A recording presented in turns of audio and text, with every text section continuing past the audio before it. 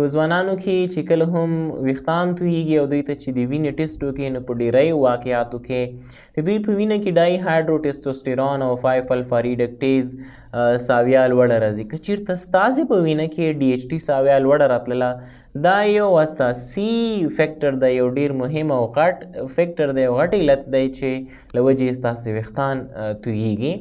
نن په دې بحث کوو چې ډي ایچ ټي زموږ وجود کې له کومه کیږي او کله د دې ساویه په وینه کې لوړیږي او څنګه یې د جوړېدلو مخه نیولی شو تر څو ویښتان توی نه شي.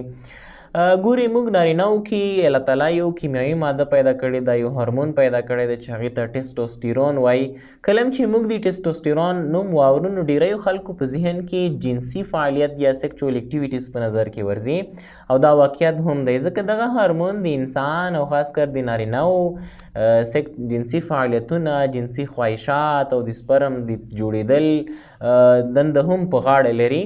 خو د دې سره سره دغه ټیسټوسټیرون کله چې یو نارینه بلوغ ته رسیږي د آواز غټېدل، همداشی د وجود په خاصو برخو باندې ویښتانو راشنه کېدل، د جنسي غړو وده، دا هم د دې ټیسټوسټیرون هارمون په دې کې ځانګړی رول لري.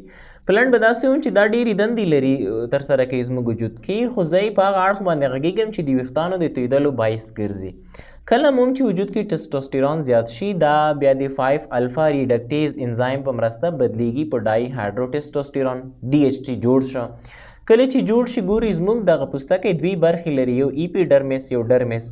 دا دویمه برخه چې دا د پوستکي په دې کې د ویښتانو ریښې موجودې دي چې هغې ته موږ فالیکلز وایو، جرډې ورته وایو. نو دغه ډي ایچ ټي راځي دا د پوستکي دغه ډرمس طبقه سختوي. کله چې سخته شي نو د ویښتانو ریښو ته یعنی سوفوکیټډ شي، ویښتانو ریښو ته کافي اندازه وینه نه رارسیږي، مغذي مواد نه رارسیږي، نیوټرینټس، نو له وجې د ویښتانو ریښې وچې شي، فایبروسیز وکړي او بالاخره کلسیفیکیشن سره مخامخ شي، کلسیم پکې رسوب وکړي نو ویښتان نه راشنه کېږي، ویښتان غورځېږي. دویمه خبره دا ده چې کله چې یو ښځه مینوپاز ته ورسیږي یعنې 45 کلنۍ عمر ته ورسیږي، د دوی حیض بند شي، نو په دغه وخت کې د دوی په وجود کې پروجستیرون ساویه کمیږي او کله چې پروجستیرون کم شي د پروجستیرون کموالي له وجې د دوی په باډي کې 5 الفا ریډکټیز انزایم فعالیت لوړیږي او کله چې د فعالیت لوړ شي نو په ښځو کې ټیسټوسټیرون بدلیږي په ډي ایچ ټي باندې او بالاخره د هیر فال د ویښتانو د تویېدلو باعث ګرځي. ښځو کې که څه هم ټیسټس نشته، خوسي نشته، خو بیا هم د دوی په وجود کې ټیسټوسټیرون تولیدیږي د دوی د اووریز په واسطه، تخمدانونو په مرسته په واسطه. همدارقم موږ په وجود کې پښتورګي لرو، د پښتورګو په سر یو بټن پروت دی چې هغې ته اډرینل ګلینډ وایي، دغه غده هم ورته ټیسټوسټیرون جوړولی شي. نو ښځو کې هم ټیسټوسټیرون شته دی. را به شو دې ته چې موږ سره کم کولی شو چې د 5 الفا ریډکټیز فعالیت کم کو.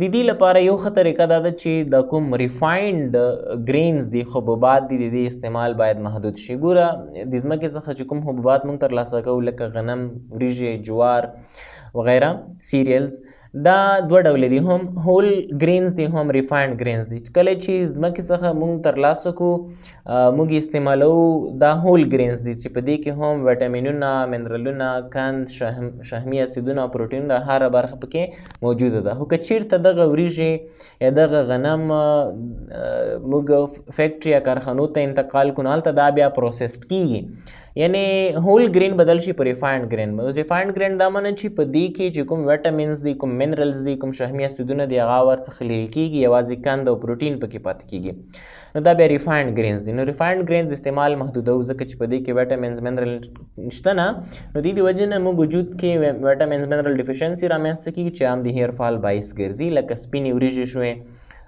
سپین وړه شول، پاستا یا مکروني چې ورته موږ وایو، همداشی سیریلز، د دې استعمال باید موږ محدود کو. دویمه خبره دا ده چې انسان ته پکار دی په وقفه باندې روژې ونیسي، زنک استعمال ډیر کړي، اومیګا 3، اومیګا 6 او اومیګا 9 استعمال کړي ځکه چې په دې کې اسینشل فیټي اسید دي، اډین او ضروري شحمي اسیدونه دي. دا هم د هیر لاز زموږ هیر لاز څخه بچ کولی شي یو څه نه څه. کوم وخت کې ډي ایچ ټي لوړیږي، د دې هورمون ساویه لوړیږي؟ کله چې څوک سګرټ څکوي، کله چې یو څوک شراب استعمالوي او کله چې یو څوک ډیر تشویشونه کوي، سټریس حالت کې وي، کله چې د یو چا تغذیه کمزوري په دغه خلکو کې بیا د ډای هایډرو ټیسټوسټیرون هارمون ساویه لوړیږي. موږ داسې درمل هم لرو چې هغه د دې هارمون د جوړېدلو مخنیوی وکړي، چې هغې ته موږ 5 الفا ریډکټیز بلاکرز وایي، لکه فاینسټیراید چې اکثره د پوستکي متخصصین یې ناروغانو ته ورکوي.